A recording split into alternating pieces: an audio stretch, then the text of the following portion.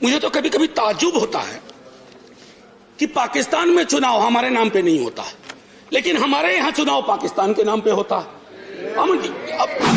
और विश्व इतिहास गवाह है सर, जिस किसी ने भी अतीत की स्मृतियों के साथ छेड़छाड़ करने की कोशिश की, उसको बदलने की कोशिश की, वो इतिहास के फुटनोट में चले गए। इतिहास नहीं बदला। मैं ज्यादा वक्त नहीं लूंगा, इसलिए भी कि वक्त भी अच्छा नहीं चल रहा है।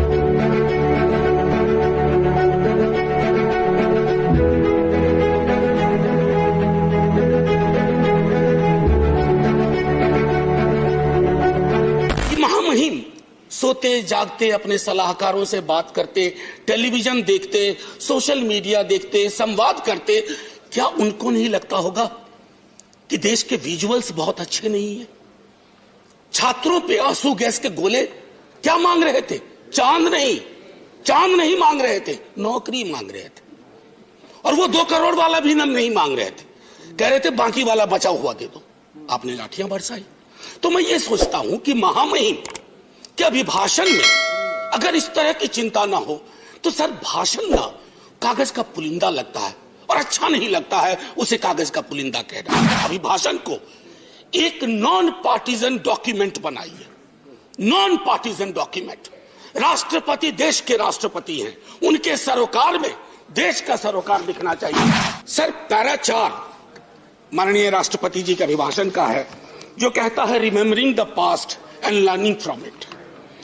सर इतिहास की एक अपनी स्मृति होती है और स्मृतियों का एक इतिहास होता है, और विश्व इतिहास गवाह है सर, जिस किसी ने भी अतीत की स्मृतियों के साथ छेड़छाड़ करने की कोशिश की, उसको बदलने की कोशिश की, वो इतिहास के फुटनोट में चले गए। इतिहास नहीं बदला, वो इतिहास के फुटनोट में चले गए।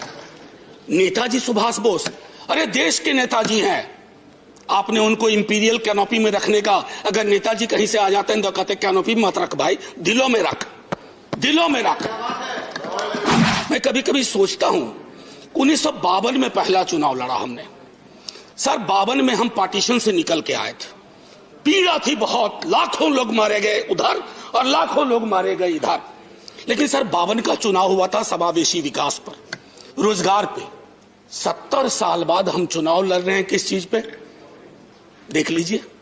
मुझे तो कभी कभी ताज्जुब होता है कि पाकिस्तान में चुनाव हमारे नाम पे नहीं होता है, लेकिन हमारे यहां चुनाव पाकिस्तान के नाम पे होता है। अमन जी, अब मैं तो कह रहा हूं कि जिन्ना कहीं भी होंगे सोच रहे होंगे कि जो जीते जी मैंने नहीं पाया, भाजपा वालों ने मुझे मरने के बाद दे दिया। जब नोआखोले से लौट के आए बापू, बहुत पीड़ा थी, उन्होंने अपना प्रार्थना बदल दिया। वो प्रार्थना भजमन प्यारे सीताराम की जगह भजमन प्यारे राम रहीम, भजमन प्यारे कृष्ण करीम। आप क्या कर रहे हैं? कृष्ण और करीम के बीच में कटीली दीवार लगा रहे हैं, राम और रहीम के बीच में दीवार लगा रहे हैं। ये दीवारें आज हो सकता है ताली दिलवा रही हो, आप मिट जाएंगे, ये दीवारें भी मिटेंगी। वक्त की बात है। जो सरकारें, मैं सिर्फ केंद्र को नहीं कह रहा हूं, जो सरकारें कोविड के वक्त में नदारद थी, सोशल मीडिया गवाह है, वो सरकार 4 पन्ने का इस्तेहार दे रही है।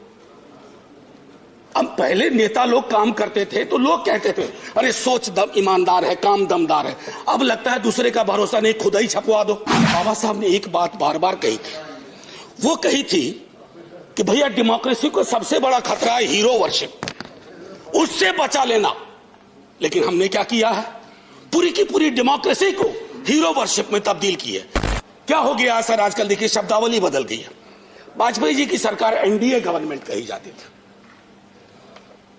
या आपकी भी सरकार शुरू में जब बनी थी तो एनडीए गवर्नमेंट या बीजेपी गवर्नमेंट, अब कहते हैं Modi government. If a leader becomes a cult, first the internal democracy is destroyed, then democracy everywhere is destroyed and everybody will suffer. मैं ज्यादा वक्त नहीं लूंगा, इसलिए भी कि वक्त भी अच्छा नहीं चल रहा है। हमारी शब्दावली क्या हो गई एक दूसरे के लिए?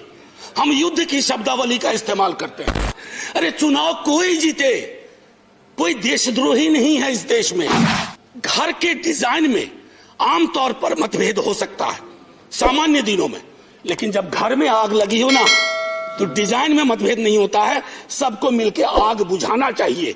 आज वो परिस्थितियां हैं, इसलिए मैं कह रहा हूं कि अभिभाषण सादा डॉक्यूमेंट ना हो, दर्द और पीड़ा हो, उसमें सब कुछ हो, ताकि वो हमारा अभिभाषण हो, आपका अभिभाषण हो, सबका अभिभाषण हो।